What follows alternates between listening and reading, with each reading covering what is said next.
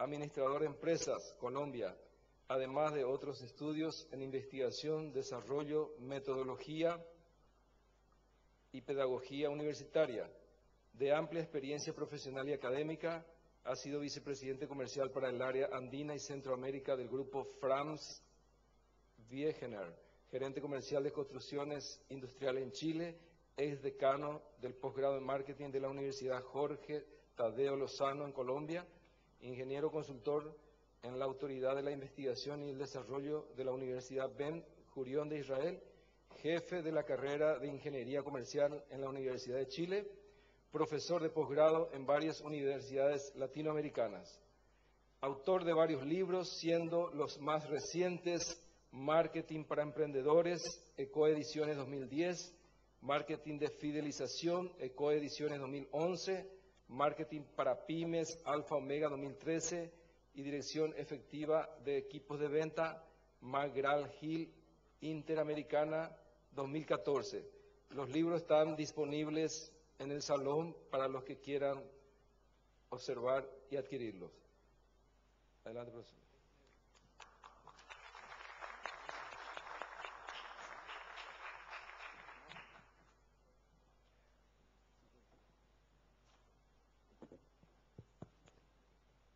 Buenas tardes.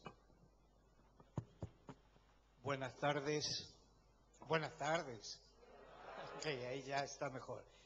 Como ya han escuchado, mi nombre es Alejandro Schnarch y tal como mi antecesor también tengo un problema de apellido, aunque diferente, ¿verdad? Apellido complicado con una sola vocal y con un significado también especial si alguien sabe alemán o bien puede buscarlo por internet. Efectivamente, soy de nacionalidad chilena, aun cuando en este momento me encuentro radicado en Bogotá, Colombia. De allí que voy a mencionar dentro de esta exposición algunos datos de ese país. Pero antes de comenzar mi exposición, quiero realmente felicitar calurosamente a los organizadores, a la universidad y en particular a mi querido amigo Hugo Checo, realmente por la gran organización, para el cual pido un aplauso, por favor.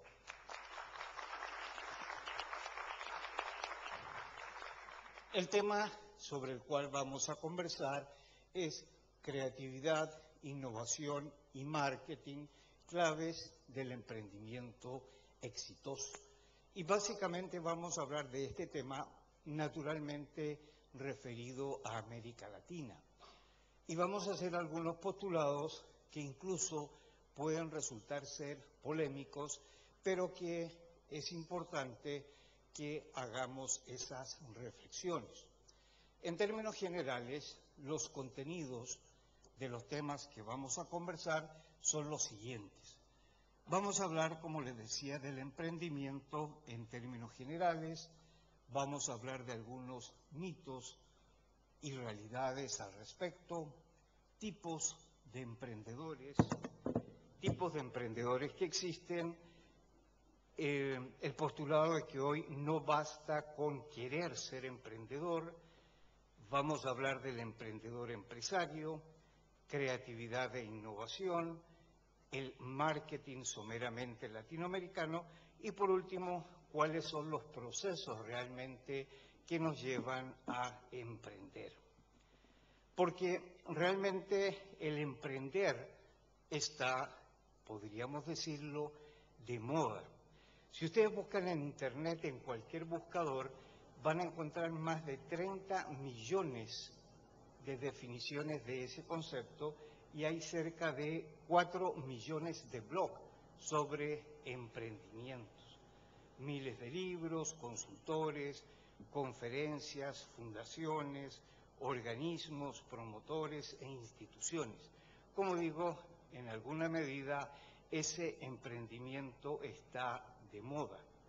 Durante muchos años, precisamente, hemos escuchado a ciertos gurús políticos y académicos afirmar que la solución al desempleo en nuestros países y para todo el desarrollo económico era precisamente el emprender.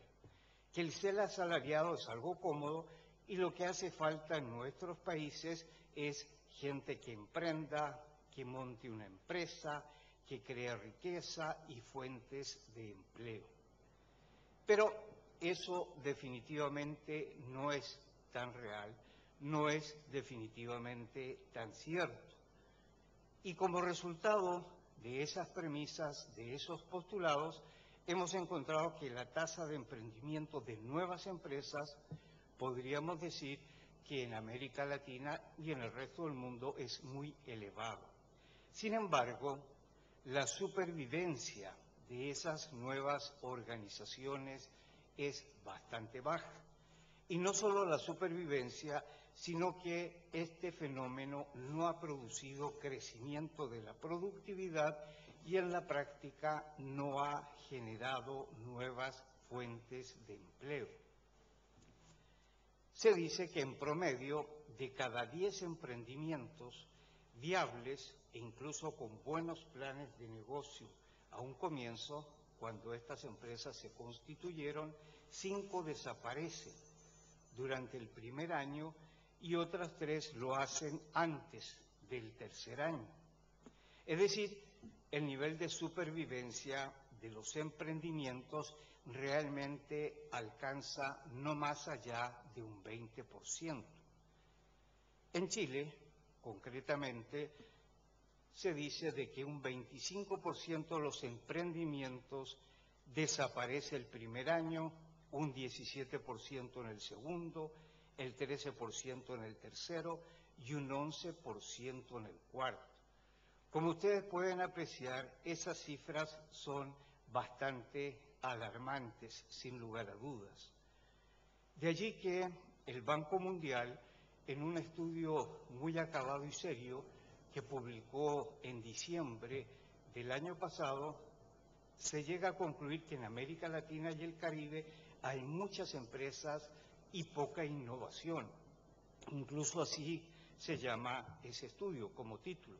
Y por otra parte, el Banco de Desarrollo de América Latina dice que, comillas, en América Latina solo el 25% de los microemprendedores son dinámicos y con capacidad de crecimiento, mientras que el 75% restante son de supervivencia. Es decir, la gran mayoría de los emprendimientos de las nuevas empresas que surgen, particularmente en América Latina, son de necesidad, no crean fuentes de empleo, no son realmente innovadoras. Pero aún así, el movimiento por impulsar este emprendimiento es una gran prioridad y continúa siendo realmente resaltado por todos los organismos. A todos les gusta la palabra emprendedor, naturalmente, pero no siempre se tiene claro qué es realmente un emprendedor. Y eso nos lleva a reflexionar, como digo, un poco sobre este tema que, insisto, podríamos llamar que está de moda o incluso es, como algunos llaman, una burbuja. Y la pregunta sería si un comerciante, un profesional independiente, un informal, un negociante, son considerados realmente emprendedores. Generalmente cuando se analizan las estadísticas y los estudios, hay uno en particular, el GEM, que analiza año a año los emprendimientos en todos los países, considera a estos comerciantes, profesional independiente, a veces dentro de las estadísticas de emprendimiento. En Colombia, si analizamos el primer trimestre de este año, es decir, una cifra bastante reciente, las nuevas empresas corresponden un 40% al comercio, servicios de alojamiento y alimentación 12%, industrias manufactureras solo un 10%. Y por otra parte, el 77% corresponden a personas naturales y solo el 22% son realmente empresas. Es más, una publicación reciente también de Colombia, el periódico El Tiempo de Bogotá, que es uno de los más importantes, comenta de que las tiendas de barrio, restaurantes, droguerías, papelerías, panaderías y hasta las peluquerías generan el 40% de los empleos en Colombia. Y no solo en Colombia, sino que se repite en casi todos los países de América Latina. Imagínense ustedes, 40% del empleo son generadas por estas pequeñas empresas, muchas de las cuales, como vamos a ver, definitivamente no se pueden llamar emprendedores verdaderos. Porque, ¿quién es realmente un emprendedor? En Colombia, hace algunos años, se generó una ley de emprendimiento, en el año 2006 concretamente, y allí se da la siguiente definición de emprendedor, comillas, es una persona con capacidad de innovar, entendida esta como la capacidad de generar bienes y servicios de una forma creativa, metódica, ética, responsable y efectiva. A partir de esta definición podemos volver a plantearnos quién es realmente un emprendedor y nos damos cuenta de que se incentiva mucho el ya famoso espíritu empresarial. Es más, en muchas instituciones académicas se postula casi que como un objetivo que sus egresados creen sus propias empresas y si no lo hacen prácticamente serían personas frustradas porque se piensa de que ese es el ideal, de que esa es la meta, ser independiente. Y a través de ser independiente, teóricamente, generar empleo, productividad, progreso económico para el país, etc. Pero como hemos visto, absolutamente esto no es definitivamente tan cierto. De allí que hay que dejar de afirmar algo que también aparece muy a menudo en la literatura. Cuando uno quiere, puede, y el resto son excusas. Porque definitivamente esto no es cierto en la vida real. Una persona que hace malabarismo en un semáforo no es un futuro emprendedor que va a fundar un Circo del Sol. O una persona que trabaja en una mina jamás va a llegar a ser, por mucho que quiera, tenga la actitud y la motivación, llegar a ser un profesional o un doctor. Eso no es definitivamente real. De allí que hay que olvidarse de esas historias de emprendedores visionarios que trabajando desde el garaje de sus casas crean productos destinados a cambiar el mundo, logran fama y fortuna. Esa idealización del emprendedor está muy, pero muy alejada de la realidad. Por eso yo quiero insistir en este punto. No se trata solo de se puede, como a menudo se dice, sino que definitivamente el cómo se puede lograr. En esa caricatura, ese hipopótamo, ¿verdad?, por mucho que se esfuerce, difícilmente va a llegar a ser un unicornio. Y eso ocurre realmente en la vida real. Uno no debe frustrarse por ello. No todos pueden definitivamente ser emprendedor, en el mejor sentido de la palabra. Porque lo que nosotros necesitamos son emprendedores, pero emprendedores que sean realmente empresarios. Porque una falla a menudo es que se cree que si uno es un emprendedor en el sentido de fundar una empresa, también puede ser un empresario. Pero una cosa es emprender, idear un negocio, incluso desarrollarlo, y otra cosa muy distinta es ser emprendedor, es decir, gestionar un proyecto y luego implementarlo. Por otra parte, es importante recalcar y destacar que existen diferentes tipos de emprendimiento. Hay un emprendimiento que es el que normalmente al cual se hace mención, que es el de formadores de empresas, que es naturalmente importante. Pero a veces se olvida y se descuida el emprendedor dentro de las organizaciones, que es tanto más importante que ese emprendedor que funda empresas.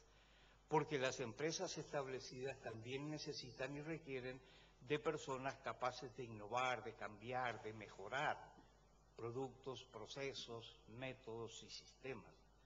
Y no solo son esos emprendedores externos y emprendedores internos, sino que definitivamente hay que pensar en otro tipo de emprendimientos, como por ejemplo los emprendedores sociales, que son personas con soluciones innovadoras para los problemas más apremiantes de la sociedad. Y dentro de ellos, entre otros también, hablar de los emprendedores culturales, políticos, deportistas, artistas y otros. Requerimos de emprendedores, naturalmente, en el mejor sentido de la palabra y en la definición que decíamos, pero no solo aquellos que fundan empresas. Las empresas establecidas también requieren de personas con esas características. Y no solo en el campo empresarial propiamente tal, como decíamos, sino que también dentro de ello incluimos a los emprendedores sociales. Ahora bien, estamos en un ámbito académico y surge la gran pregunta: ¿se puede enseñar a alguien a ser emprendedor? Y aunque parezca sorprendente, pensamos que definitivamente no. No podemos enseñar a alguien a ser emprendedor. Se necesita motivación, persistencia, tolerancia a la ambigüedad y otras cosas para ser un exitoso emprendedor. Y esas cualidades en realidad no se pueden enseñar.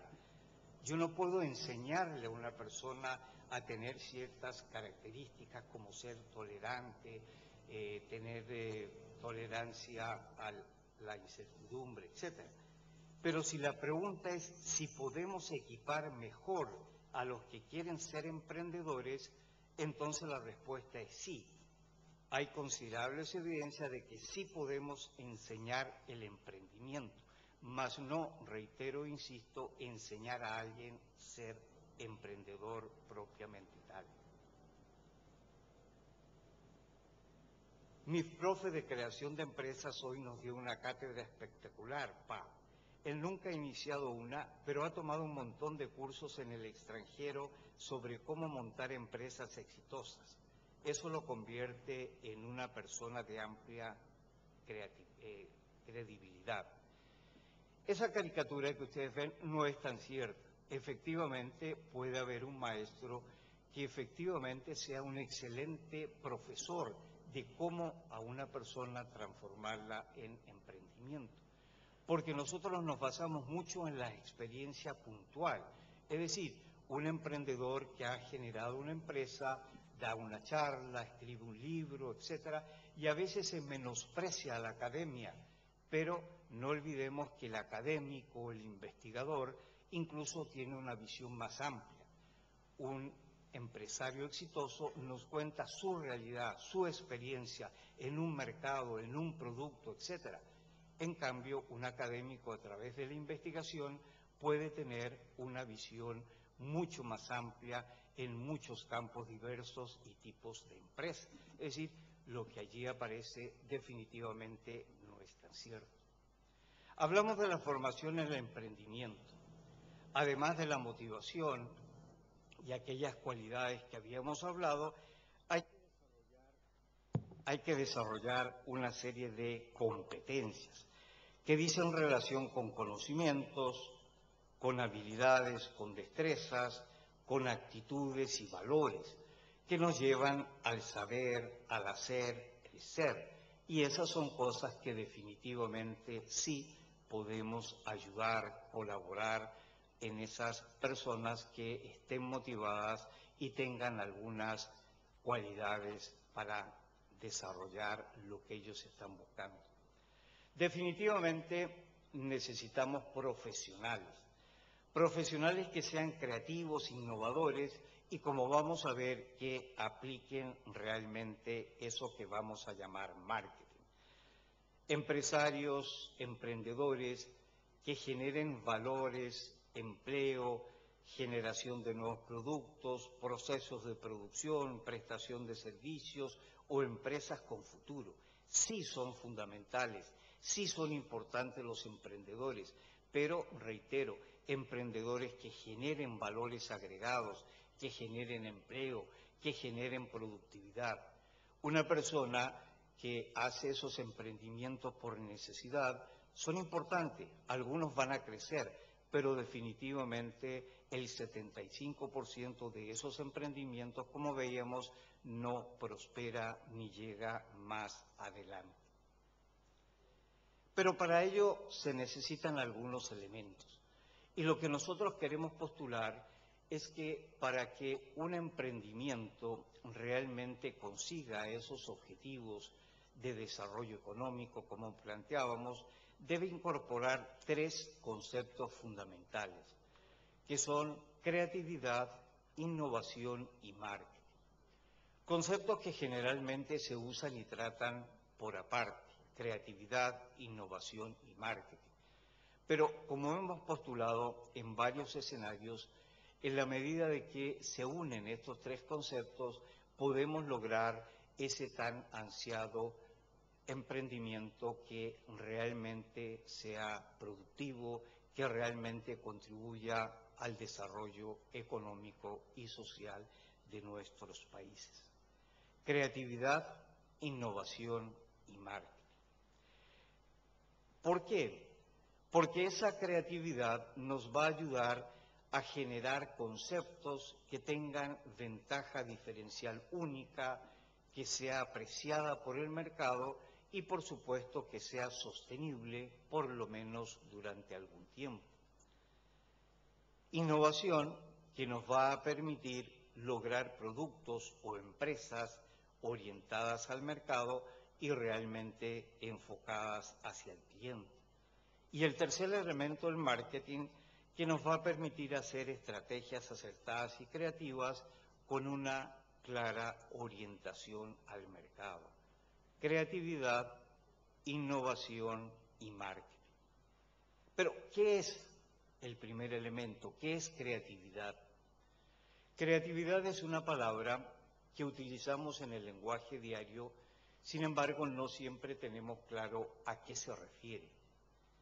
Creatividad es simplemente el resultado de un proceso que nos va a conducir a algo nuevo, distinto, original, algo que no existía antes, que puede ser algo muy simple, una mejora de algo existente, o algo que cambie drásticamente algo, o que venga a solucionar un problema que antes no tenía solución. Esa creatividad, así definida, se puede dar en diferentes niveles. Efectivamente, a veces se confunde la creatividad con la genialidad. Y uno dice, ¿quién es creativo? Un gran artista, pensador, científico. Pero ese es uno de los niveles de la creatividad, porque ésta puede manifestarse a ese nivel superior, pero también en un nivel intermedio para modificar, cambiar, mejorar algo existente, o incluso en un nivel personal que nos permite solucionar de manera original algún problema. En cualquiera de los niveles, esa creatividad es algo fundamental. Si ustedes lo piensan, todo el progreso de la humanidad se debe a nuevas cosas. Todo lo que no es natural es artificial. Y si es artificial, ha sido desarrollado por el hombre. Y estamos necesitando de manera imperiosa de nuevas ideas para solucionar los grandes problemas de la humanidad.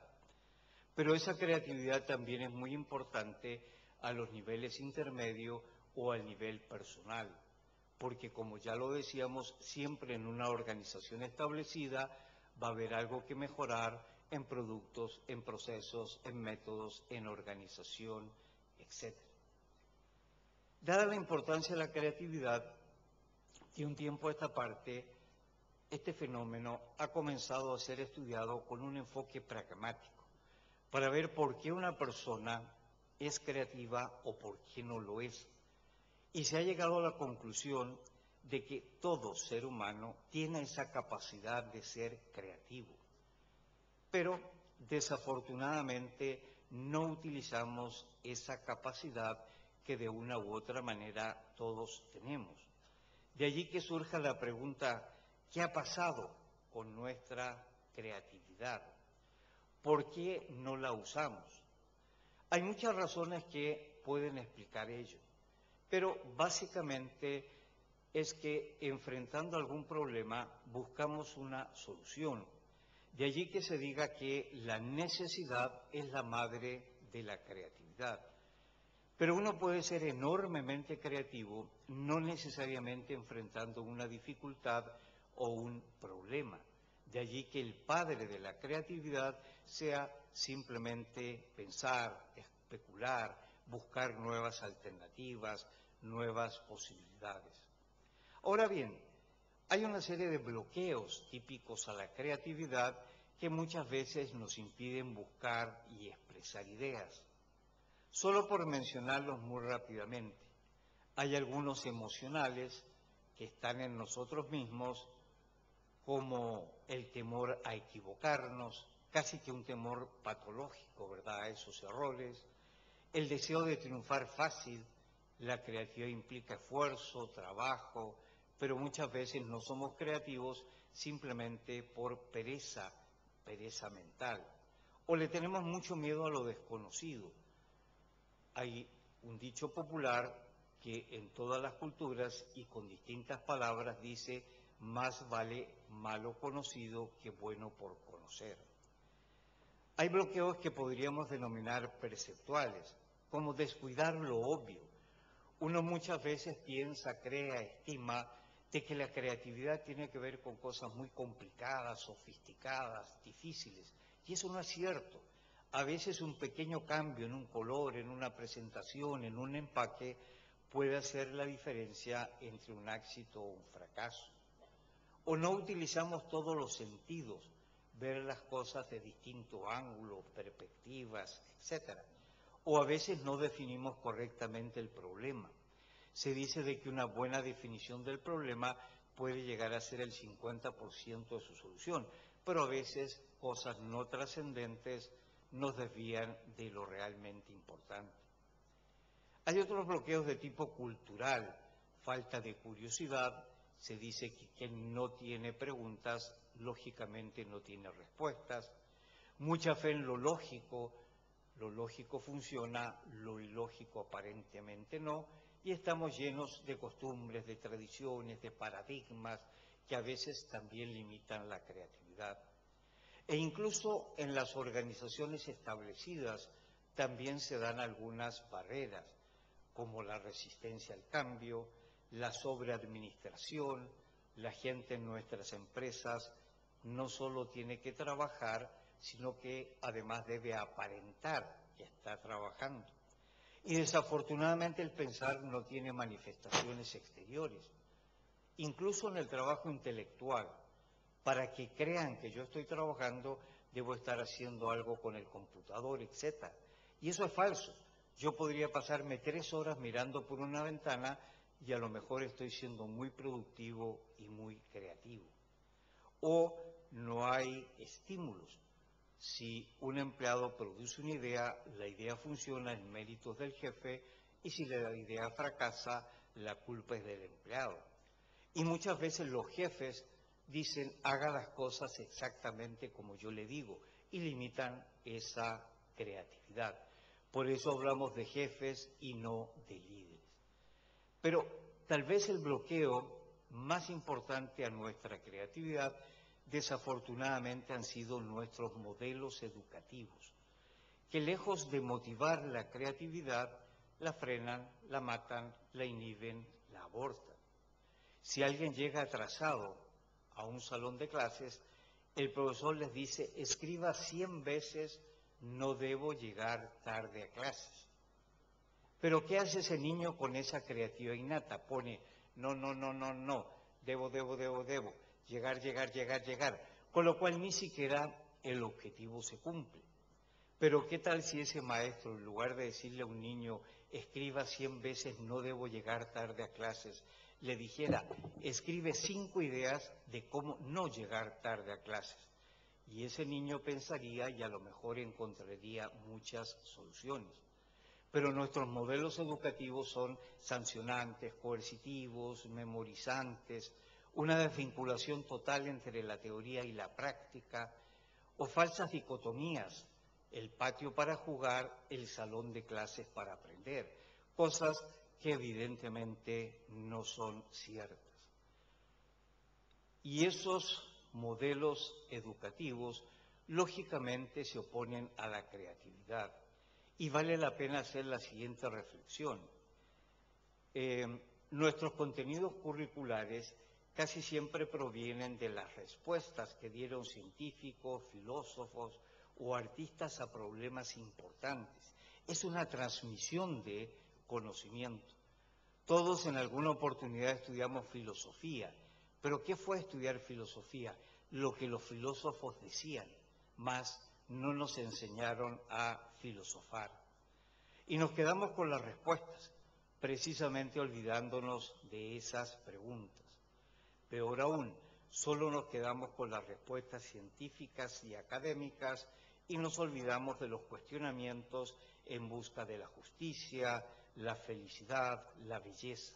Eso no tiene cabida en nuestras aulas. Como dice un gran pensador en términos de la educación, Jean Piaget, el objetivo principal de la educación es crear personas capaces de hacer cosas nuevas y no simplemente repetir lo que otras generaciones hicieron.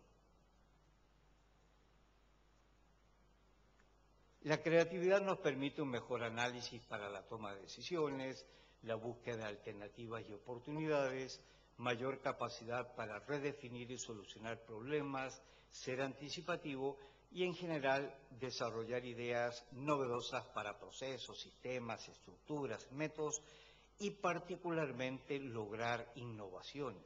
¿Para qué? Para nuevos productos, nuevas empresas, mejores sistemas, métodos o procesos, gestión y estrategias novedosas y manejar el emprendimiento social. La creatividad, en consecuencia, es la fuente principal para lograr esas innovaciones. Porque necesitamos una creatividad aplicada, no es la creatividad por la creatividad o por la grandiosidad de las ideas. Deben transformarse en algo real, en algo práctico.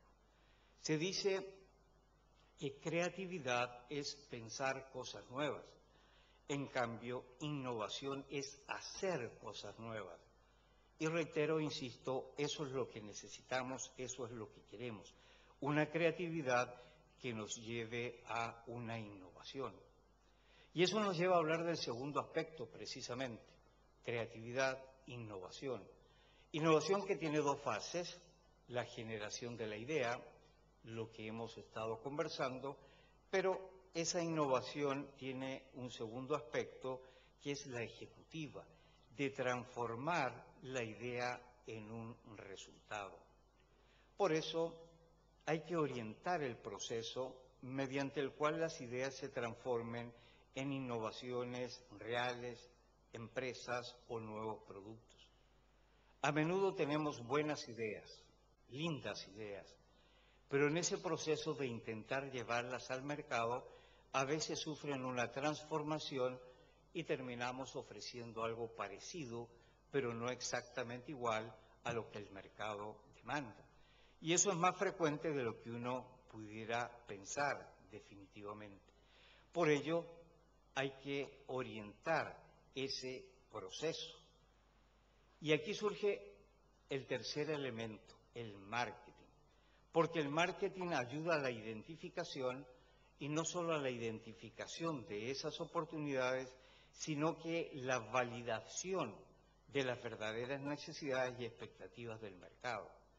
Pero no es solo que ayude a la identificación y validación de las mismas, sino que facilita además el diseño de los productos y la comercialización de los mismos.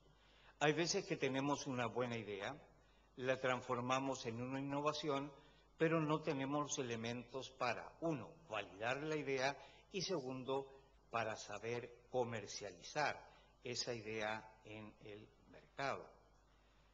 ¿Qué es una oportunidad?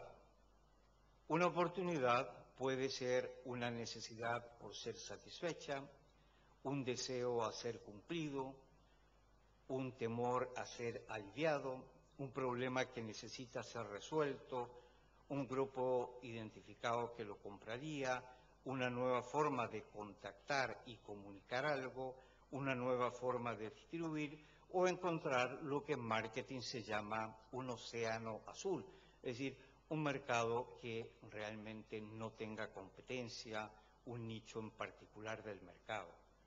Pero no basta con visualizar esa oportunidad, sino que definitivamente no hay que confundir una idea con una oportunidad de mercado, algo que sufren muy a menudo las personas que quieren emprender.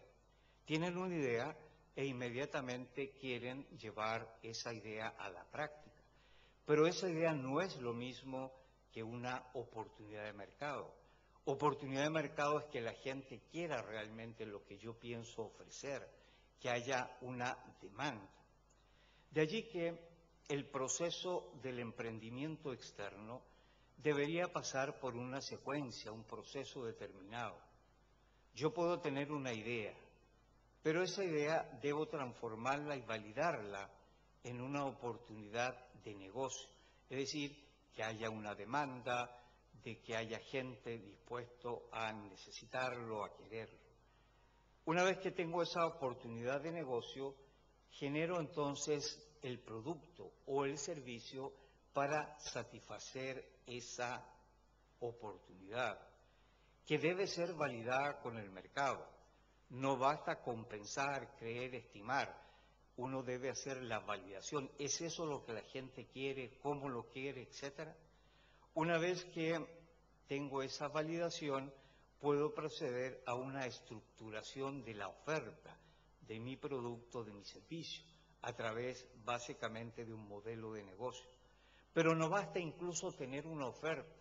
Esa oferta hay que saber comercializarla y para tal efecto desarrollo entonces estrategias pertinentes de marketing que tienen que ver con el producto, tienen que ver con el precio, con la distribución, con las comunicaciones.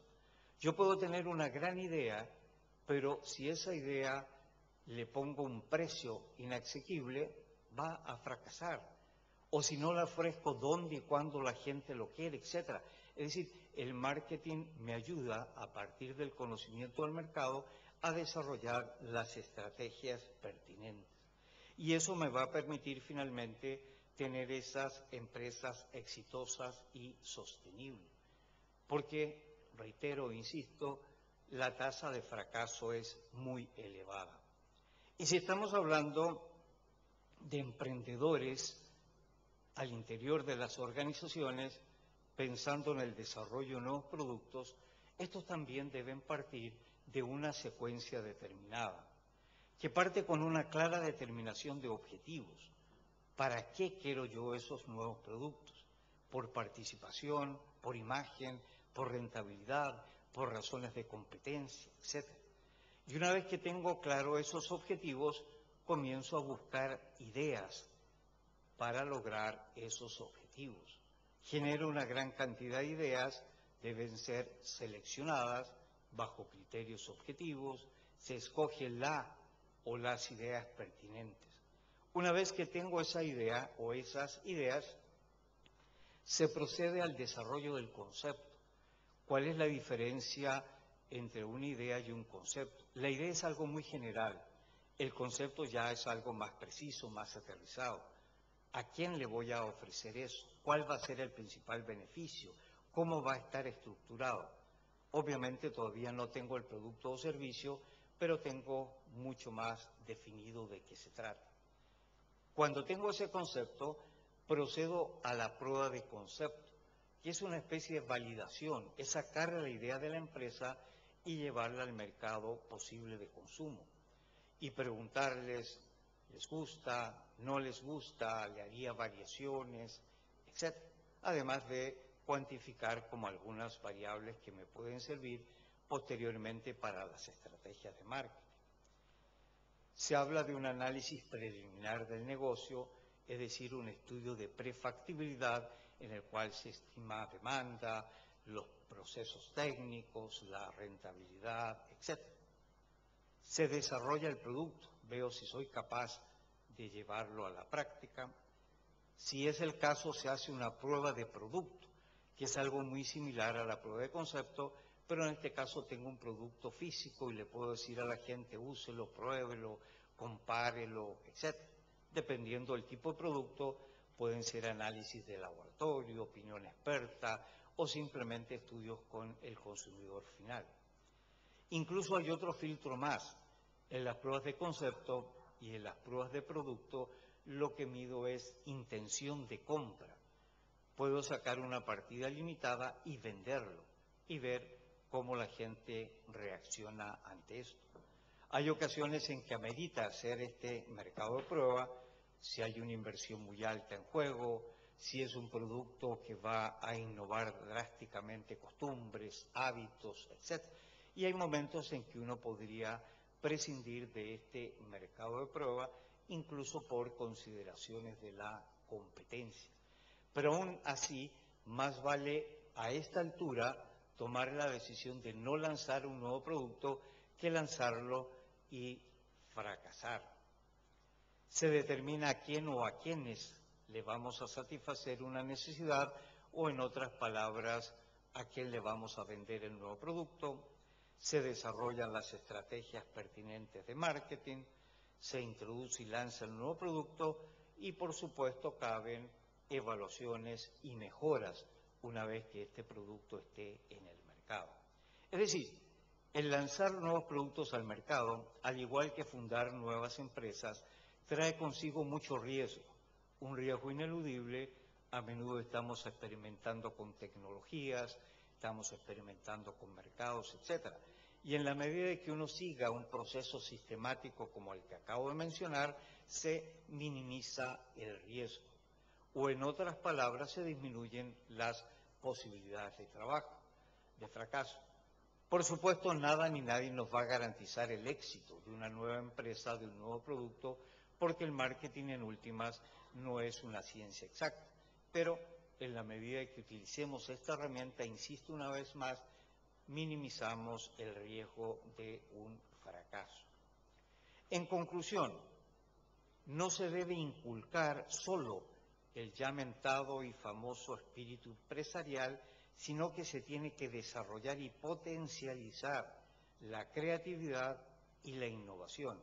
Y, por supuesto, aplicar las herramientas que nos ofrece el marketing.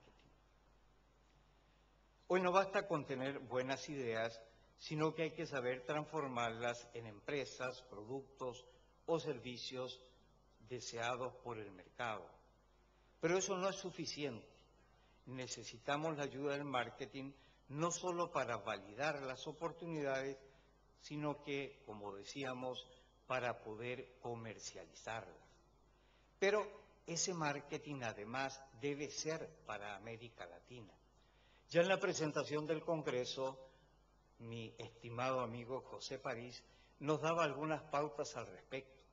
Muchas veces, sin ningún análisis, aplicamos técnicas que no siempre resultan en nuestro medio, particularmente derivadas del marketing angloamericano.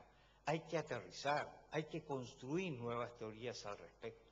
Y afortunadamente, la charla que tenemos a continuación va a ser del doctor París, que va a profundizar este aspecto.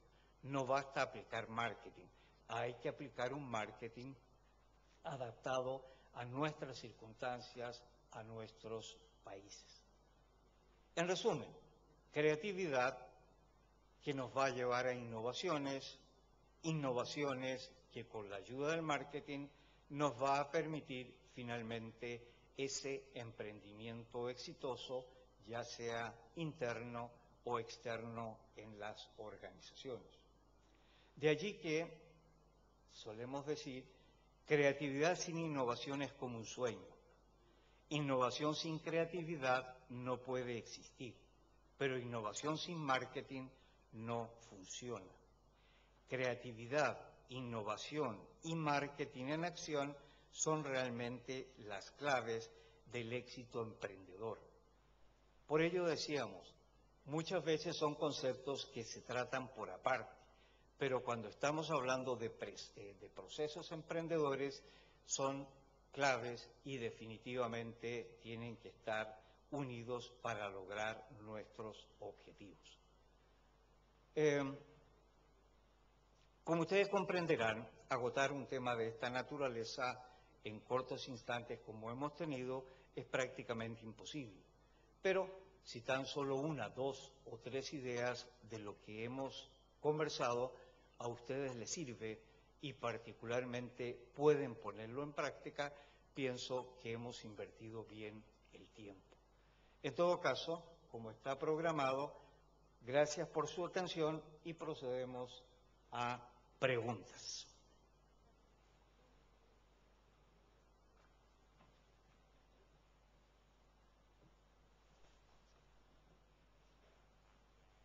La mercadotecnia dentro también de estos elementos para posicionar candidatos.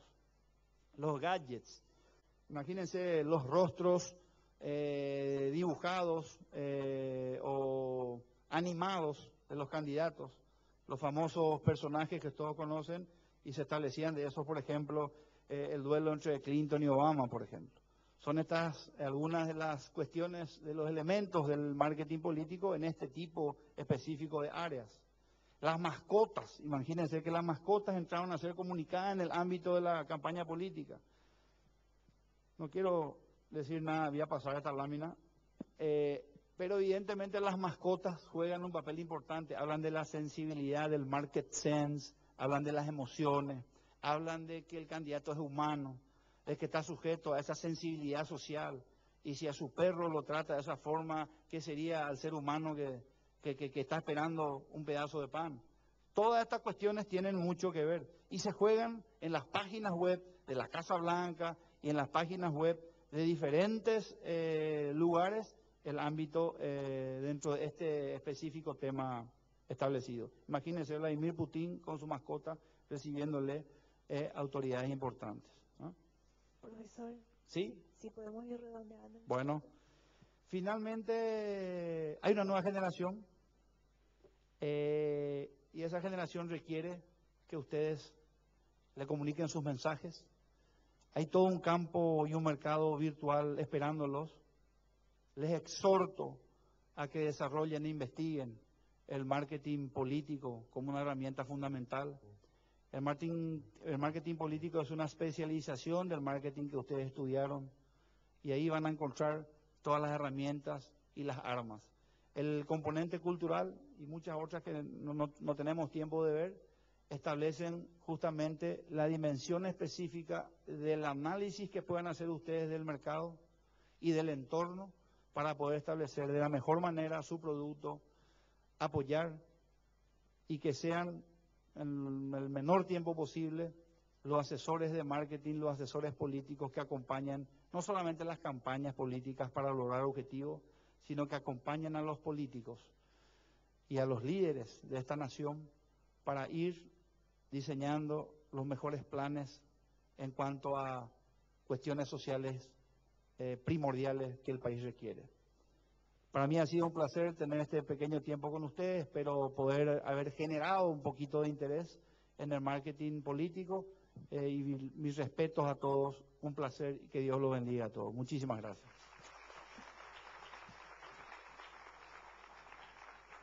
Muchísimas gracias, señor Enrique Sánchez. De esta forma, damos apertura a la primera conferencia en nuestro 5º Congreso de Marketing Latinoamericano. Le hacemos un reconocimiento por su excelente participación en calidad de disertante en el 5º Congreso de Marketing Latinoamericano, organizado por la Dirección de la Carrera de Ingeniería en Marketing de la Facultad Politécnica de la Universidad Nacional de Asunción, desarrollado en el Banco Central del Paraguay del 19 al 21 de mayo. Muchísimas gracias por su participación.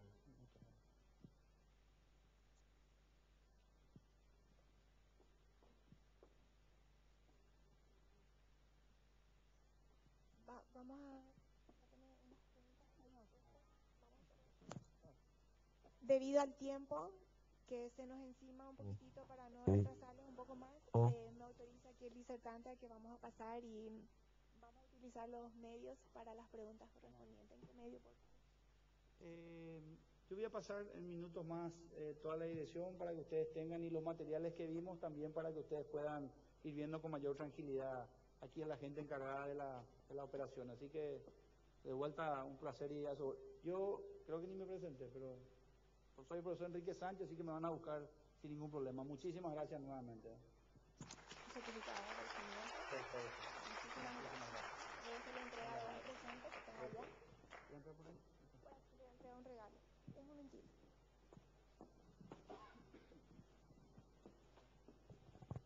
La organización del evento le hace entrega de este presente. Muchísimas gracias. Muchas gracias, muy amable. Permiso. Un caluroso aplauso para el primer disertante de nuestra conferencia.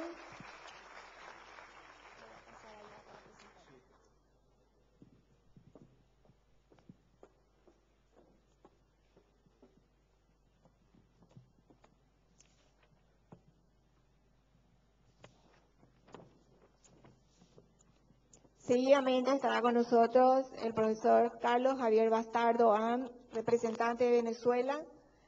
Él es investigador en etnográfica en consumidores.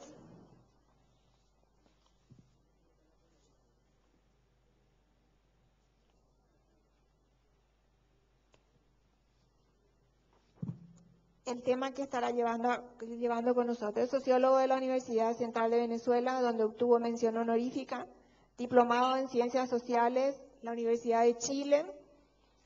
Tuvo 20 años de experiencia en investigación de mercados en Venezuela, Ecuador, República Dominicana, Chile y USA.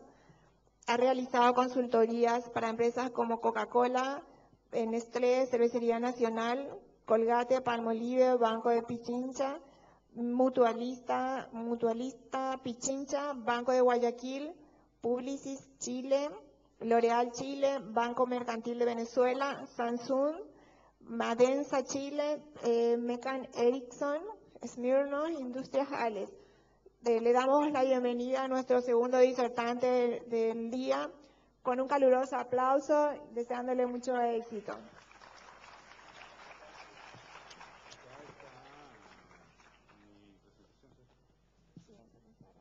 ¿Dónde está?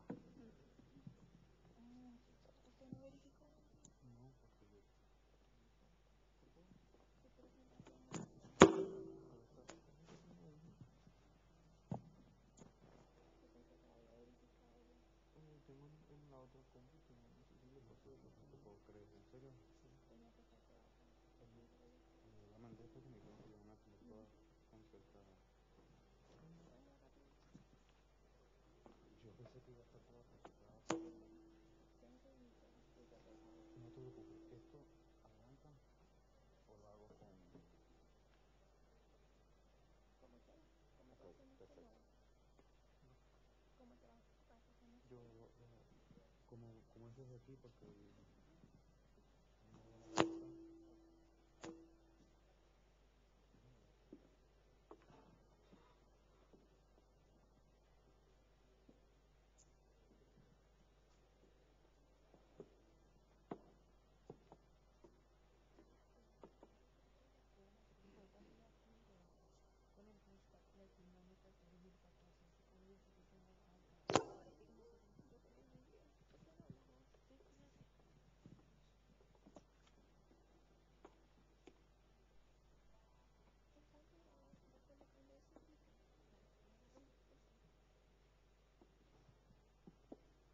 Buenos días. En cuanto a las preguntas que ustedes tengan para los expositores, les queríamos pedir que por favor entren a su Twitter, si tienen Twitter, le siguen a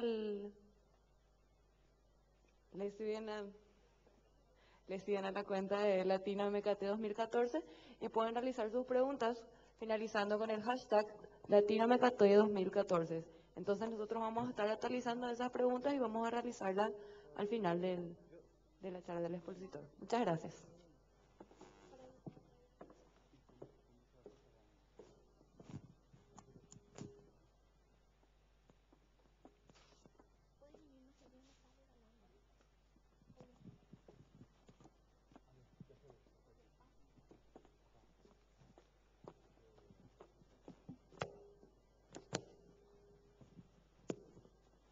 días. Mi nombre es Carlos Bastardo. Eso tiene una explicación. Y no es la que ustedes se están imaginando. Lo que pasa es que en Venezuela, donde yo nací, ese apellido existe. Y si ustedes entran a Facebook y ponen Bastardo, lo más normal es que salgan un montón de venezolanos. Algunos más bastardos que otros, ¿no? Es un apellido, no tengo idea, de verdad, de dónde viene. Mi hija quería estudiar ballet, la convencí de que hiciera karate, porque es mucho más práctico, cuando se tiene con un apellido como este, saber lanzar las manos.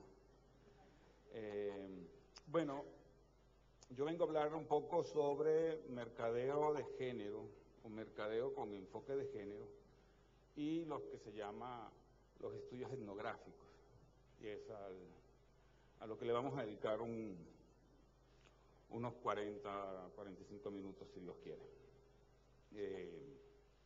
Yo soy sociólogo de formación. Llegué al marketing por una razón muy distinta a la que normalmente la gente llega al marketing, y llegué por el lado de la investigación de mercados. Es donde me desarrollo, donde se hace mi praxis profesional, es en la investigación de mercados.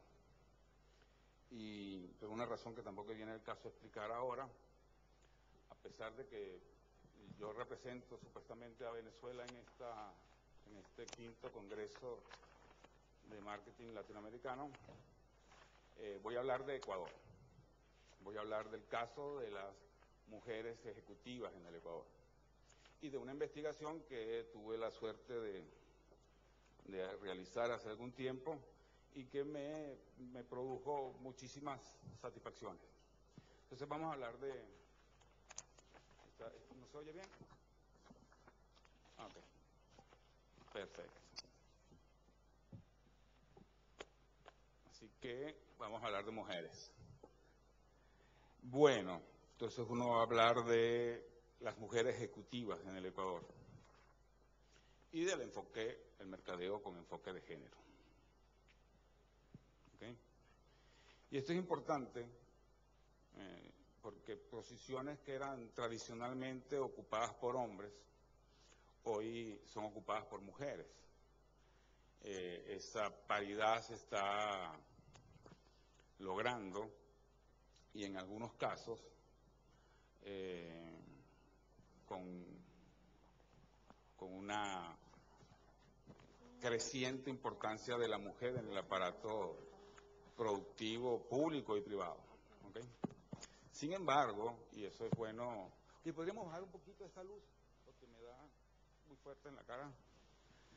Sin embargo, lo que se ha invertido en el conocimiento de la mujer, o de las mujeres, mejor dicho, desde el marketing para entender esta nueva realidad, ha sido poco.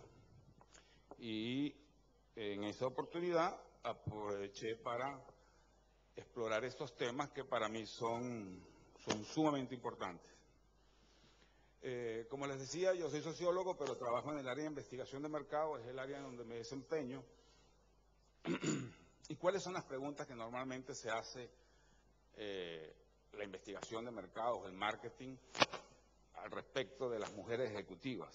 O de las mujeres, sí. ¿Cuántas mujeres ejecutivas hay en el país? ¿Cómo gastan sus ingresos? ¿Cuánto gastan en nuestros productos? ¿Cuál es el ingreso promedio de estas mujeres? ¿Dónde realizan las compras para el hogar? ¿Cuáles son los programas de televisión que gustan ver? Esas son normalmente las preguntas que se hace un investigador de mercado. Sin embargo, cuando yo decidí abordar este tema, me estaba haciendo preguntas totalmente distintas. ¿Quiénes son? ¿Cómo piensan las mujeres ejecutivas? ¿Cuáles son las principales aspiraciones que tienen sobre su vida, sobre su carrera? tenemos noción de cómo vincula una mujer ejecutiva los roles tradicionales de proveedora de cariño con las funciones empresariales o que ocupan en las empresas. El espacio intrafamiliar se encuentra afectado por el éxito que alcanzan estas mujeres y cómo se maneja ese conflicto. ¿Cuáles son las implicaciones que tiene para el marketing y para los departamentos de marketing el nuevo rol que están cumpliendo las mujeres en el aparato productivo? Como ven, son preguntas distintas a las tradicionales que se hace en la investigación de mercado. Y nos habíamos dado cuenta de que las técnicas convencionales que usábamos para la investigación de mercado no iban a funcionarnos. Esas no eran preguntas que se podían resolver o responder tocando una puerta y haciendo una encuesta. Y ni siquiera con las poderosísimas herramientas cualitativas tradicionales podíamos dar cuenta de esas preguntas que nos estábamos haciendo. Y para ese momento sabíamos o intuíamos que si queríamos llegar a esos espacios, que son espacios mucho más íntimos, debíamos echar mano de otros enfoques. Y es por eso que me tomé un break en mi vida para emprender algo que a todo sociólogo le pasa, que es completar nuestros estudios con los estudios antropológicos. O sea, en todo sociólogo siempre hay un antropólogo que lucha por salir. Entonces, abordamos este tema de las mujeres ejecutivas desde técnicas etnográficas, porque reconocíamos que la investigación de mercado estaba cayendo en algo que yo llamo consumometría, que es esa tendencia de matematizar todo, de reducir las cosas a factores matemáticos que podamos medir. ¿Ok? Y entendíamos que esta no era la orientación a la que estábamos llevándonos con esta investigación. Porque, como decía Albert Einstein, no todo lo que se puede contar cuenta, ni todo lo que cuenta se puede contar. Entonces, en ese momento rompimos con el paradigma tradicional de la investigación de mercados, de la encuesta, y decidimos abordarlo hacia una perspectiva más antropológica, más etnográfica, más enriquecedora. ¿Okay? Como les decía, me tomé un tiempo para cursar una maestría en antropología, pero no me fue mucho mejor en la antropología, porque la antropología académica le parecía medio herético que alguien se dedicara a investigar a las mujeres ejecutivas. De hecho, alguien me dijo: Carlos, ¿cómo es posible que con tantos problemas que tienen las mujeres, tú te dediques a las mujeres ejecutivas? Entonces le dije: mira, lo que pasa es que las mujeres pobres, a las que la antropología normalmente le gusta investigar, tienen problemas que se resuelven con dinero. Las mujeres ejecutivas tienen problemas que ni el dinero les puede resolver. Incluso cuando más dinero tienen, más problemas tienen. Entonces decidí abortar mis estudios antropológicos, terminé las materias, me largué de la academia, me fui y concluí mi investigación por mi cuenta, por mis medios, y además desde la perspectiva que yo quería hacer. Me alejé un poco de los cánones académicos, que a veces son muy rígidos, muy pesados, sobre todo cuando uno transita temas, digamos que innovadores, para darle algún nombre. Y de esa investigación surgió un librito que se llama Eva, María y tú, el marketing y las mujeres ejecutivas en el Ecuador, que es un poco lo que vengo a mostrarles. La investigación que está vertida en este libro, que pretende ser una aproximación etnográfica a las mujeres ejecutivas. El libro está compuesto o está separado en algunas áreas. los temas introductorios que tienen que ver con la presentación de la metodología y de las razones de ser y de hacer esta investigación, que de alguna manera se llaman apuntes para una etnografía de las mujeres ejecutivas en el Ecuador. Hay unos temas que tienen que ver con aspectos generales, que Dios reparta suerte para todos, es el capítulo que inicia esta parte. Tercera mujer del mundo tercero, que es un breve homenaje. ¿No me están oyendo? Ya, ok. Tercera mujer del mundo tercero, que es un pequeñísimo homenaje a Lipovetsky, que fue un autor que me fue muy útil a la hora de emprender esta investigación. También hay temas que tienen que ver con retos cotidianos, con el tema de la política, ahora que está de moda, los temas de belleza, que están en un capítulo que se llama Antes que el destino nos alcance, los temas que tienen que ver con tecnología, los temas que tienen que ver con las otras mujeres del hogar, que son las empleadas domésticas, y los temas de mujer, familia y trabajo, los temas de identidad y género, y los temas que tienen relación directa con las implicaciones que esto tiene para nuestro trabajo en marketing. Y yo terminé mi libro, terminé mi investigación, hice una publicación muy pequeña de este libro para mis amigos, para mis amigas, para las amigas de mi esposa. Y de pronto, y sin darme cuenta, Procter & Gamble descubrió la etnografía. ¿Okay? Oh, qué sorpresa. Procter & Gamble es una empresa importantísima. Si alguien ha recorrido todos los caminos que tienen que ver con la investigación de mercado, Procter & Gamble ha pasado ya por ahí. Descubre la etnografía y Leifi, que era su presidente, creo que todavía sigue siendo, en una conferencia en Venezuela dice, el principio es sencillo, descubrir qué es lo que la mujer quiere y dárselo.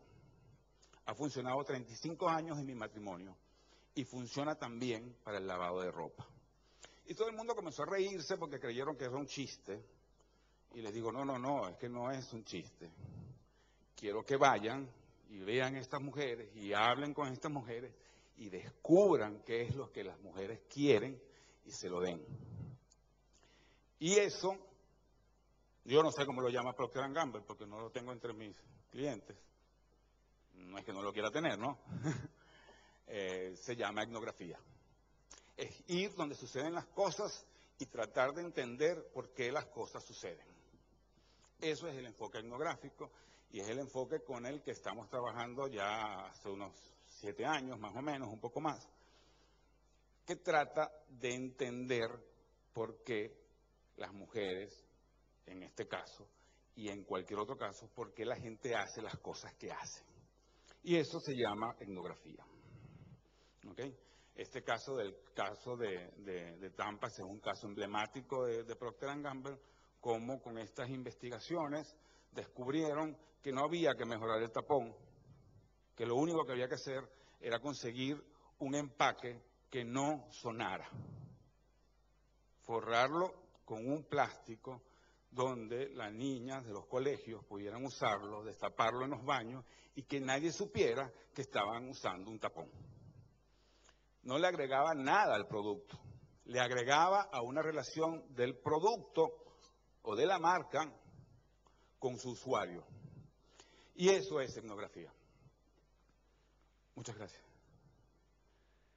Al día siguiente, obviamente, la etnografía se puso de moda.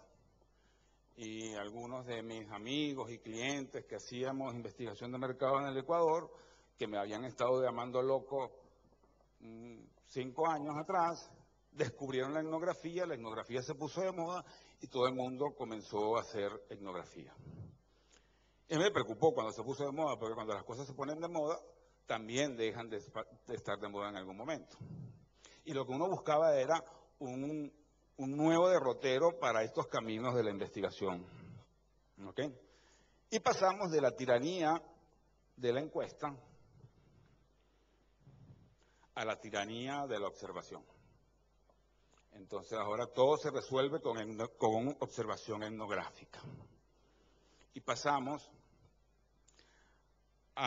de la consumometría, que les había hablado hace un rato, a algo que yo ahora llamo la insight manía, ¿okay? Que es este empeño de toda la gente de marketing, y a veces hablo así la gente de marketing a alguna distancia porque yo no dejo de ser sociólogo, no dejo de pensarme como sociólogo. Y pasamos de la tiranía de las encuestas y de la consumometría a la insight manía, ¿okay? Y comienzan a ver definiciones de insight, algunas muy poéticas, algunas muy simpáticas, algunas muy risibles y algunas muy buenas, ¿no? Que pasan desde buscar donde otros no buscan y ver como lo que otros no ven, a el pensamiento más profundo del corazón, a entender algo mejor, a las revelaciones. Y allí encontramos que en cada uno de los gerentes de marketing tienen un concepto distinto de lo que es el insight. ¿Ok? Y terminan como, parece mentira, diciendo algo así como que un insight es algo que ha estado ahí siempre y nunca habíamos visto. Entonces, uno, al no tener lo que pasa es que como insight no tiene una traducción correcta y apropiada al español, cada quien lo define como puede. Entonces, una vez que ya había terminado mi librito de las mujeres ejecutivas, con un muy buen amigo ecuatoriano que se llama Luis Pastor, y su empresa que se llama Advance, decidimos publicar lo que de alguna manera era el marco teórico de esa primera investigación, y que lo llamamos La nariz de Elizabeth Montgomery, un antimanual para la aplicación de la propuesta etnográfica en los estudios del consumidor. Y este librito se publicó también con muchas limitaciones, y de ambos libros solo quedan en físico 2, que son los que tengo para mi hija, que algún día los lea. Y después que le pusimos este nombre simpático, gracioso, me di cuenta de que nadie lo entendía. Porque resulta que Elizabeth Montgomery, la gente la conoce como Hechizada. ¿Okay? Y como no es la serie que era hace 40 años, y entonces encontramos que... ¿le vas a poner batería? Está a punto de morir. No me hagas eso. Ahí nos morimos todos. Ya. Entonces me di cuenta de que tenía que explicar por qué se llamaba La nariz de Elizabeth Montgomery, porque como todos los gerentes de mercadeo eran jóvenes, no habían pasado por haber visto Hechizada, no entendían el chiste. Y tiene que ver con un juego que hace, porque la nariz, ¿no? Y porque es un órgano muy, muy, muy importante para el ser humano, aunque en realidad tenía que ver con otro chiste. Hay un libro que ustedes no deben haber leído porque es un libro muy viejo, que se llama Las formas ocultas de la propaganda, que es de Vance Packard, que fue un libro emblemático por los años 60, y cuenta de cómo los de la área cuantitativa, las encuestas, eran llamados burlonamente los cuentanarices. ¿Ok? Entonces, valiéndome de estos dos juegos de palabras, bautizamos el libro con ese título. Porque la idea es dejar de contar narices y entender para qué usa la gente la nariz. La nariz es, aparte de poder ser contada, porque todos tenemos solamente una, si yo contara las narices de aquí, sabría cuántas personas hay. La nariz también nos ayuda a comunicarnos. La nariz es un órgano muy, muy, muy importante a la hora de establecer comunicaciones. ¿Ok? Clifford Geertz tiene un libro que se llama se me olvidó. Que hace una explicación muy linda de lo que es el guiño. y como el guiño es una manera de comunicarnos. Y Clifford Geertz es un antropólogo muy reconocido, bueno, ya falleció lamentablemente. La nariz nos dice mucho sobre las personas, nos dice el grado de armonía que hay entre los componentes de su rostro, su estatus social, su autoestima. Nadie puede andar con la frente en alto y la nariz gacha. Entonces, entender la nariz es entender cómo nos comunicamos más allá de las palabras. La nariz no sirve para respirar, respiramos, o sea, la nariz es el hueco por donde entra el aire, pero respiramos con los pulmones. Y, por ejemplo, tampoco olemos con la nariz, olemos con la memoria.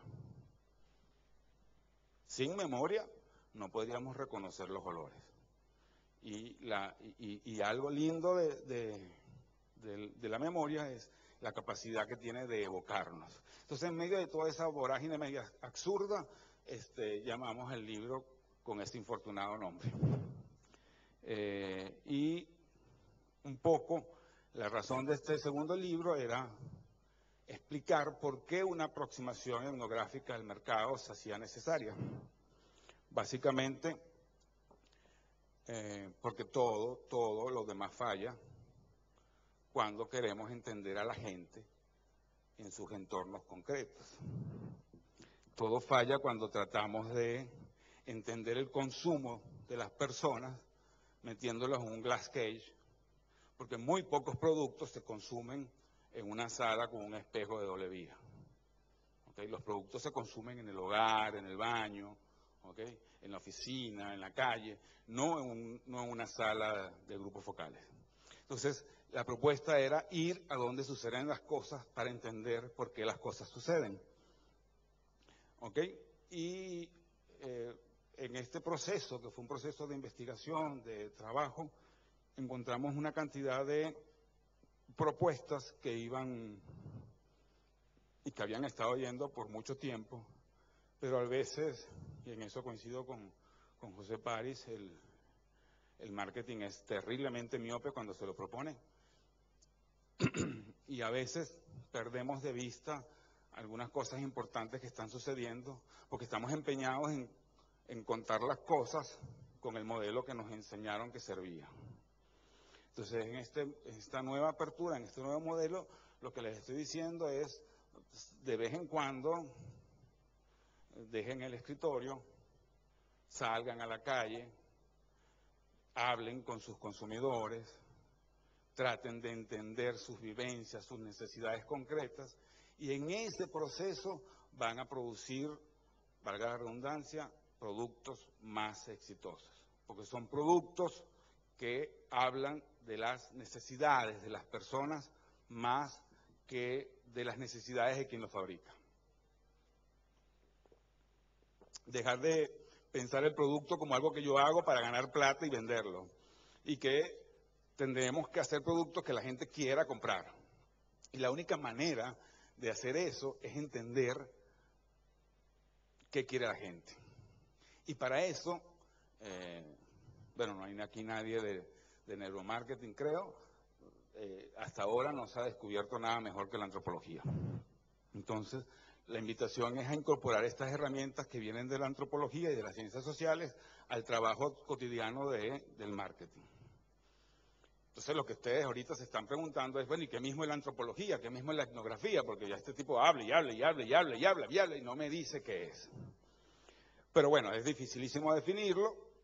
Definirlo, para que lo defina yo, mejor que lo defina Harmless y Atkinson, que tienen un libraco de este vuelo que se llama Etnografía, donde, para resumirles el cuento, es una referencia que alude principalmente a un método concreto o a un conjunto de métodos, y su principal característica sería que el etnógrafo participa abiertamente o de manera encubierta en la vida diaria de las personas, ¿okay? Durante un periodo más o menos largo, diría yo, observando qué sucede, escuchando qué se dice, haciendo preguntas y de hecho haciendo acopio de cualquier dato disponible que nos sirva para arrojar un poco de luz sobre el tema en el que se centra su investigación. Es decir, es ir y estar con la gente, tratando de manera honesta de entender por qué la gente hace las cosas. Eso es etnografía. Es el empeño y la actitud de buscarle sentido a las explicaciones que tienen los protagonistas de la vida que ellos viven. Y esa es la invitación al marketing. Y claro, entonces vienen los temas de los métodos. Si esto es científico, debe tener un método. ¿Ok? Entonces, bueno, cuéntame cuál es el método. Y hay una leyenda urbana de la antropología académica norteamericana que dice que un estudiante de posgrado le preguntó a Kluge si tenía algún consejo que darle antes de ir a hacer su investigación para su PhD. Y Kroeber, que es un antropólogo, o fue un antropólogo clásico y muy querido en la antropología norteamericana, se voltea, agarra un libro, el más gordo de antropología, lo saca y se lo da al chico y le dice, ve, hazlo como lo hizo él. Y el pobre hombre se fue a hacer su maestría sin mayor ayuda que tratar de hacer las cosas como se hacen en la antropología. Bueno, en resumen es que no hay un método para esto. Hay un montón de métodos. ¿Okay? Hay que echarle mano a cualquier manera de hacer las cosas. En algunos casos trabajamos con unas metodologías, en algunos casos trabajamos con otras. Son muy distintas. Algunas veces vemos a la gente comprar, a veces hablamos con la gente mientras compra. Por ejemplo, les puedo contar una experiencia así linda que estoy haciendo, de verdad que cada vez que puedo lo comento porque me parece una cosa impresionantemente bella. Una universidad en Quito está interesada en saber cómo los chicos de sexto curso, cuando terminan el bachillerato, la educación media en el Ecuador, deciden sobre una universidad. Le agarramos un panel de 20 chicos y chicas, y lo hemos estado entrevistando todos los meses durante un año. Yo no sé si el estudio sirva de algo, de verdad, menos mal que no están aquí mis clientes, pero a mí me cambió la vida. O sea, me cambió la manera en la que entiendo la educación media. Comencé a entender cómo estos chicos toman estas decisiones que son, como me dijo uno de ellos, son decisiones las más importantes, me decía un chico. Porque me decía, incluso más importante que el matrimonio, porque yo jamás me voy a poder divorciar de la carrera que escoja. Y es cierto, ¿no?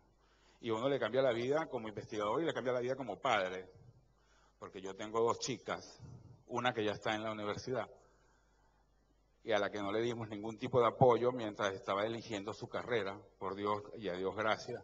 Ella nació como una estrella, está súper iluminada y sabía casi que en tercer curso ya sabía lo que quería estudiar.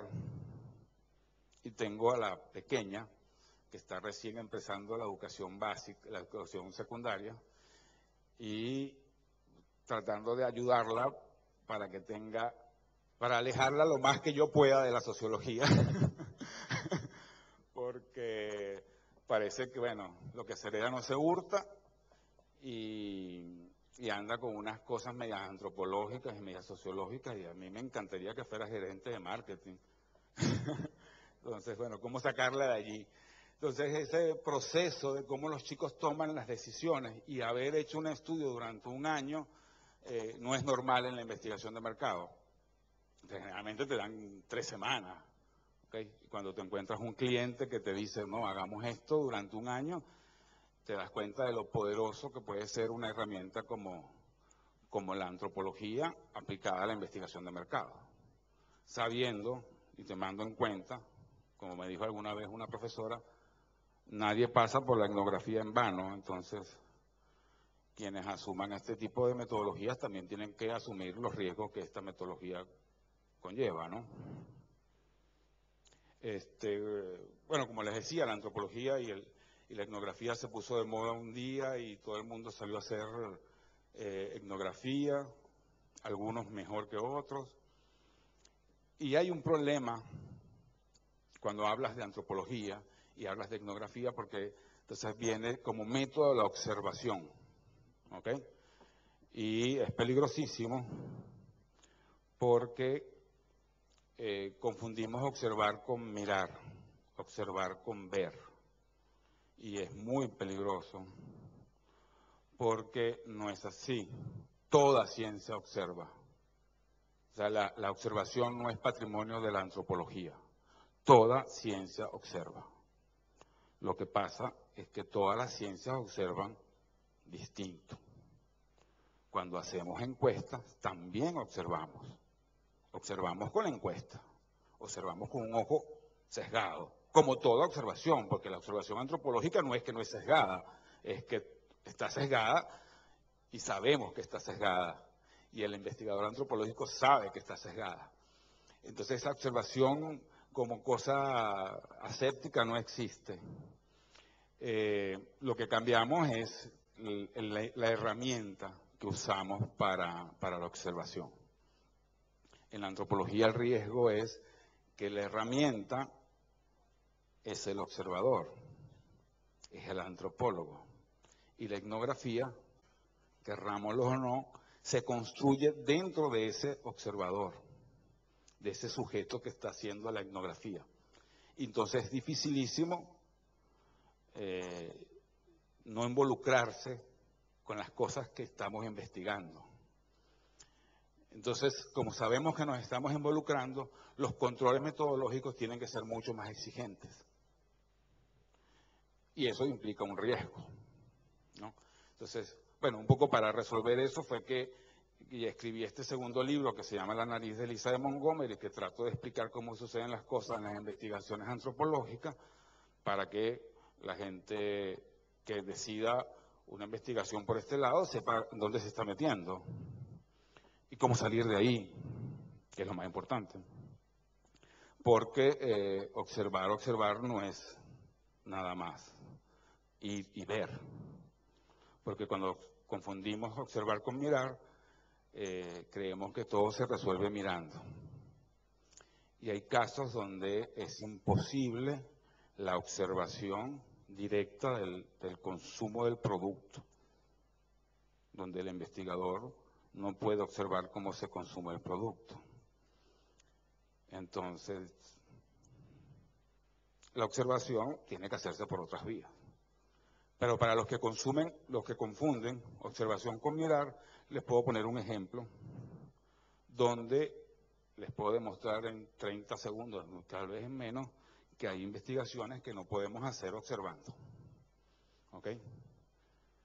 Si usted vende champú para niños y desea observar cómo usan los niños el champú, no conozco una madre que se los permita. Pero no significa que no se pueda hacer etnografía allí. Lo que tenemos es que cambiar la metodología apropiada para ese caso concreto, que no es ir a ver cómo se bañan los niños, porque eso no se lo va a permitir nadie. Entonces la investigación etnográfica a veces es observar, a veces ver, a veces también es escuchar, esa escucha activa que se llama. ¿Ok? Es entender la vida de las personas y obtener de ese entendimiento los insumos para rediseñar nuestras estrategias de comercialización y de comunicación. Eso es el insight, ese entendimiento de cómo suceden las cosas en la vida real. ¿Ok? En resumen, lo que tratamos es eso, de arrojar un poco de luz en esa cosa que tratamos de investigar. ¿Okay? Este trabajo de Eva María y tú lo desarrollamos con una metodología etnográfica que se llama el relato autobiográfico, que es una técnica que se inscribe en una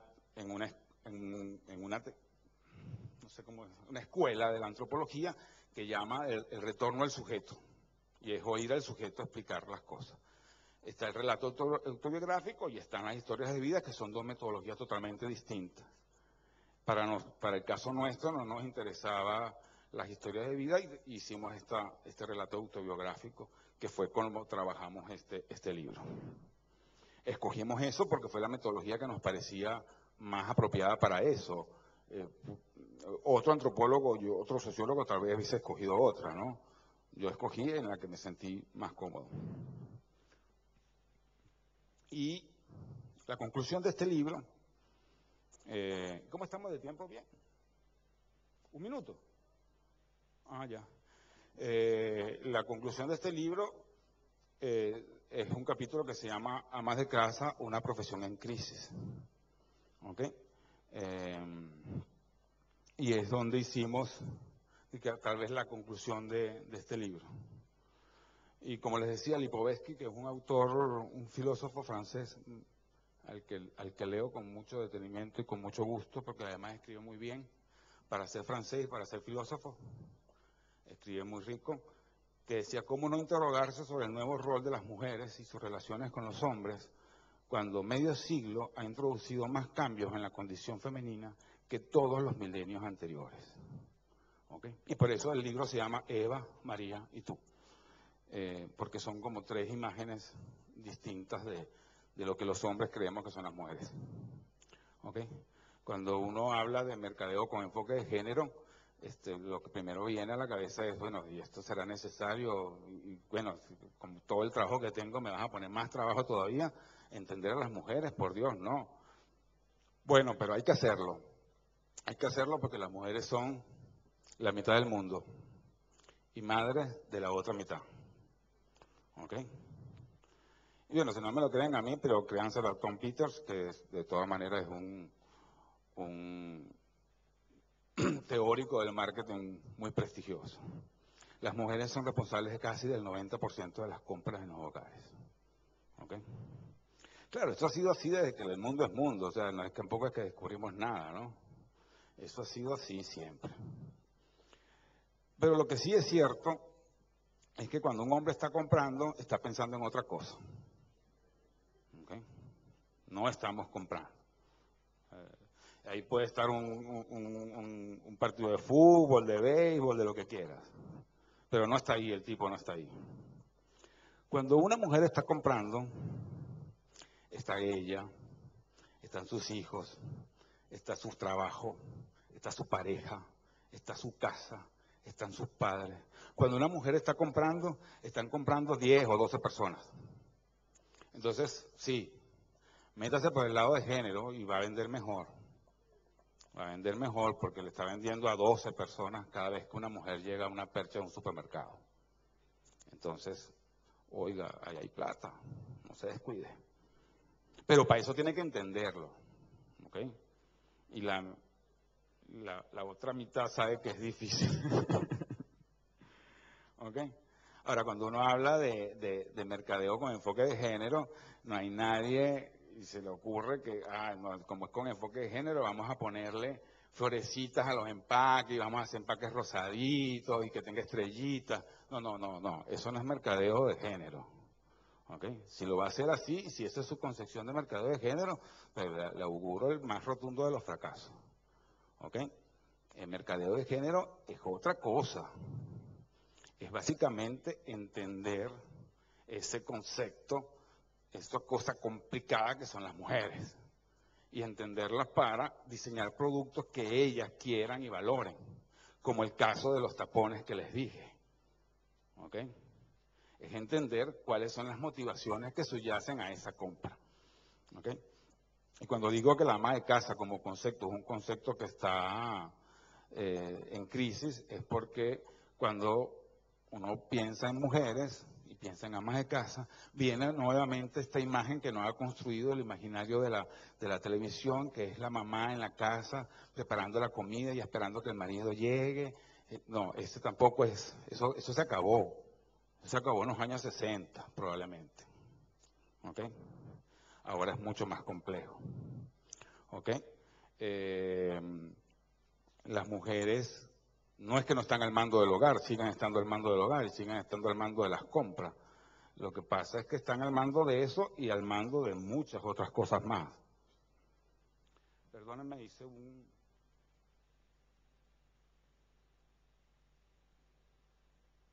cosa que se llama cursor, pero no la veo.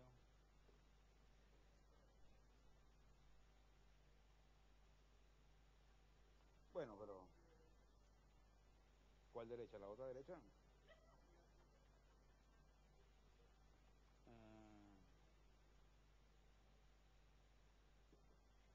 Que la mía es más viejita.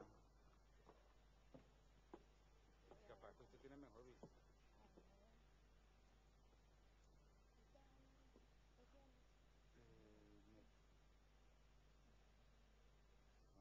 No soy yo.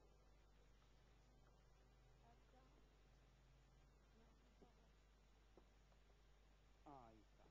Ok. De 5. Está bien. Ahí está, ahí estábamos.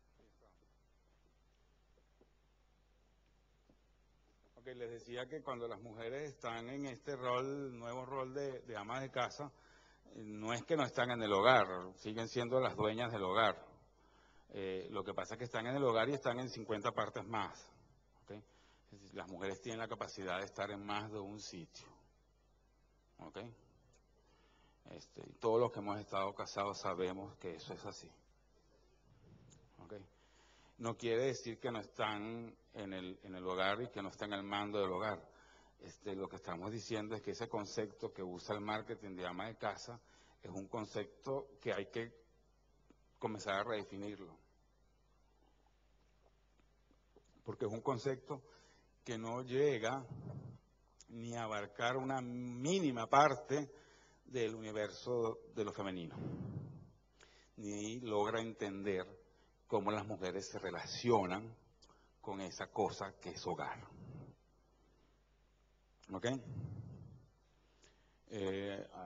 Hace poco fui a buscar a mi esposa a la peluquería y estaba hablando una chica con una muchacha y le decía la peluquera: yo cuando los oigo a ustedes me parece tan extraño porque yo te veo a ti más en el rol de papá y a tu esposo más en el rol de mamá. Entonces me quedé viendo y dije, coño, no soy el único. O sea, no estoy solo en el universo. Pasa más a menudo, pasa en la vida real. ¿Ok? Las mujeres siguen estando al mando del hogar porque a los hombres nos interesa muy poco disputar esos espacios, porque son espacios difíciles. ¿Ok? Son espacios complicados, con mucho trabajo. Quien se haya encargado de la casa una tarde sabrá lo difícil que es mantener un hogar más o menos en santa paz, ¿no? Y si tienes niños, pues... Pero así todo, aprendemos a trapear, lavamos un plato, aprendemos a cocinar, ¿ok? Es interesante porque en este libro de Eva Marie Tú hay una frase que a mí me impactó, que decía una investigadora cuyo nombre no recuerdo ahora, que hablaba del tema de las mujeres y decía: nos hemos convertido en los hombres con los que soñábamos casarnos. Entonces, eso es un enfoque que la gente de marketing no puede perder. Las mujeres se convirtieron en los hombres con los que se soñaban casar. ¡Wow! Corran, ¿no? Entonces sigue estando la mujer allí, sigue estando en la familia y va a seguir estando al mando de los gastos hogareños, pero ya no está todo el día en casa, ¿ok? Y comparte estos roles de madre con roles profesionales y con roles muy importantes en el mundo profesional y cada día más importantes, ¿ok? Las mujeres gerencian el hogar y gerencian buena parte del aparato público-privado, mandan a los hijos al colegio, pero estudian segundas y terceras carreras, sacan maestrías, ¿ok? Entonces, están en el hogar, gracias a Dios siguen estando ahí, pero el tiempo que pasan en el hogar es un tiempo cada vez más compartido con muchas distintas tareas. Entonces, ese concepto que teníamos de ama de casa, de mujer que está en la casa, comprando nuestros productos y usándolos, hay que redefinirlo. Esa democratización también trae una participación distinta de los chicos en las compras hogareñas. Les aseguro que los chicos deciden más productos de los que decidíamos hace 10 años y hace 15. Y los varones también participamos. Ahora no nos dicen: no, mi amor, si voy a lavar los platos, por favor, compra acción. O sea, vamos a entendernos, ¿ok? Entonces esas otras cosas están pasando en el mundo del marketing, están pasando en la vida real y las encuestas no lo atrapan. Porque las encuestas no tienen la capacidad de llegar a donde suceden las cosas. Y mucho menos de explicarnos cómo las cosas suceden. ¿Ok? Este trabajo de mujeres ejecutivas que hice se refería a un grupo muy pequeño. ¿Ok?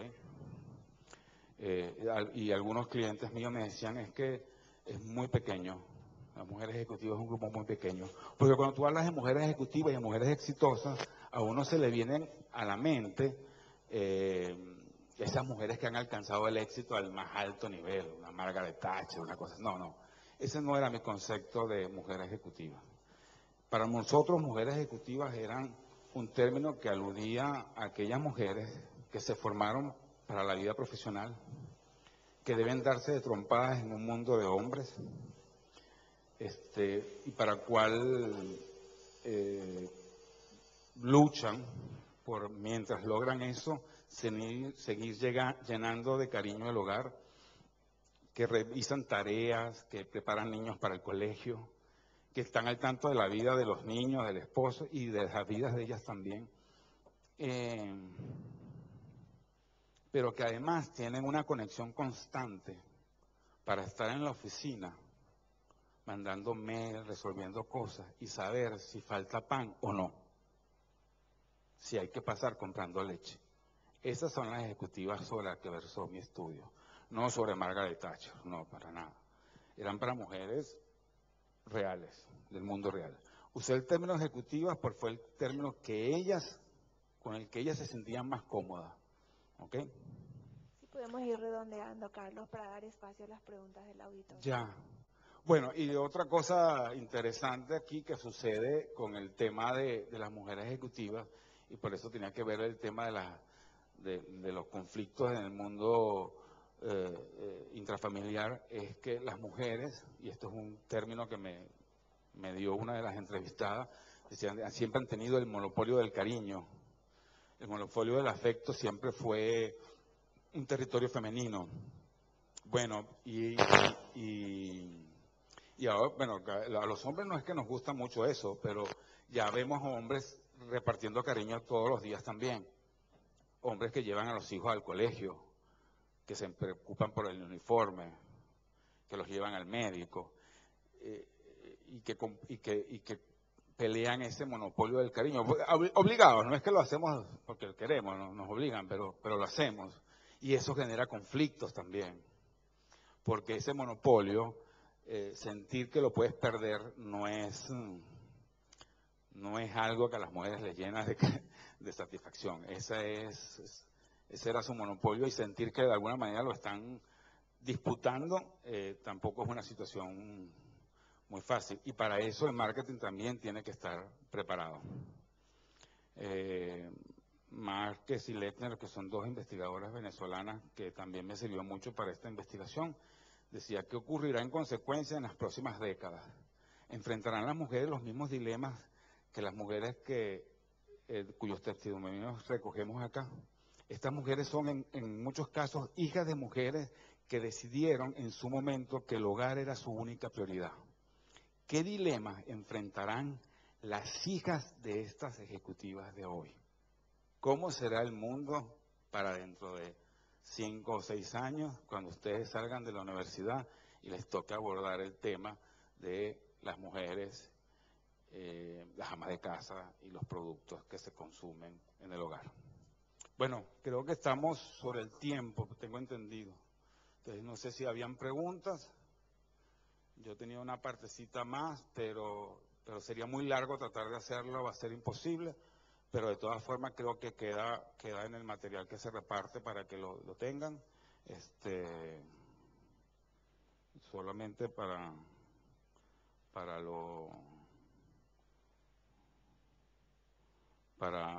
temas absolutamente finales.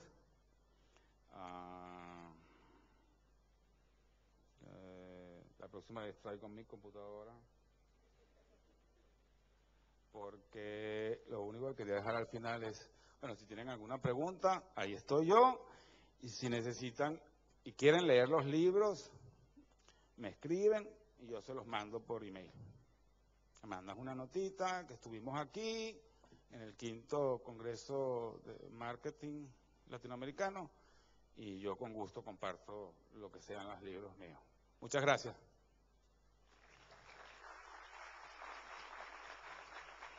Vamos a estar pasando el micrófono si quieren hacer alguna consulta, aprovechando la brillante exposición del disertante.